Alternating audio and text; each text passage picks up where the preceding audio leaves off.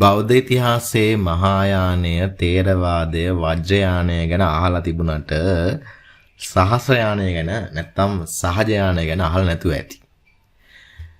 මේ 8 වෙනි සියවසේ විතර ඉන්දියාවේ වජ්‍රයානය බුද්ධහම ඇතුළෙන්ම ගොඩනැගුණු අතිශය අద్భుත වගේම ගැඹුරු ආධ්‍යාත්මික සම්ප්‍රදායක්.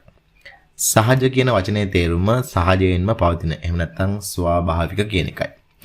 සහස්‍රයානයෙන් කියන්නේ බුද්ධත්වය කියන්නේ පිටතින් ලබා ගන්නා දෙයක් නෙවෙයි. ඒක සෑම කෙනෙකුගේම සිත ඇතුලේ ස්වාභාවිකවම පවතින සත්‍යයක් කියලා.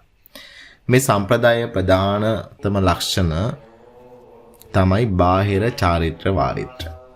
සංකීර්ණ පූජා හෝ වත්පිළිවෙත් සියල්ල ප්‍රතික්ෂේප කිරීම ඔවුන් පැවසුවේ තද අන්තවාදී තපස් රැකීමක්වත් බාහිර රූපී වන්දනාවෙන්වත් නිවන ලබා ගන්න බැරි බවයි.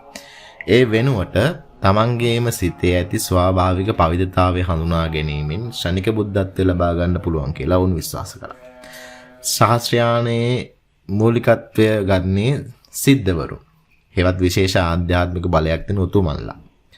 සාරහ, තිලෝපා, නරෝපා වැනි මහා සිද්ධිවරුන් තමන්ගේ ගැඹුරු දාර්ශනික අදහස් ජනතාව අතරට ගෙන ගියේ චර්යාපද නැමැති රහස් සංකේත පිරුණු ගීත හා කාව්‍ය හරහායි.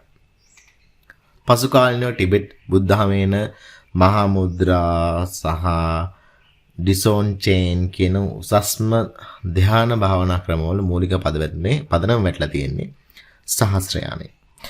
සරලවම කිව්වොත් සහස්‍රයානය කියන්නේ බාහිර ආගමික රාමුවලින් මිදී තමන්ගේම සිතේ ස්වාභාවික සුන්දරත්වය තුළින් නිවන් දැකීමේ නිදහස් ආධ්‍යාත්මික මඟකට.